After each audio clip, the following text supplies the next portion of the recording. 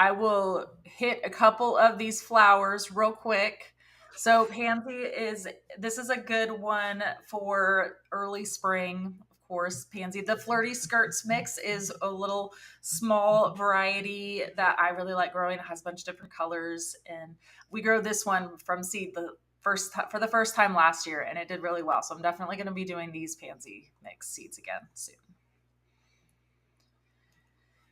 And marigold, of course, is one that we grow every single year because, of course, it's beautiful as well as it is really beneficial for like our tomatoes that we're going to be having coming up soon. And it's just a really great companion plant for a lot of plants. So we start a lot of marigolds by seed, and our favorite varieties to do, hands down, is the Whopper because they like it is the blooms are seriously like as big as the palm of my hand. They're huge blooms, like the biggest marigold blooms I've ever seen.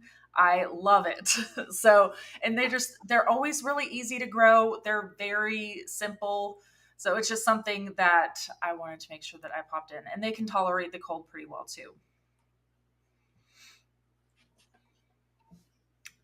And calendula, of course. I know we've talked a little bit about these in the past too. I love these ones.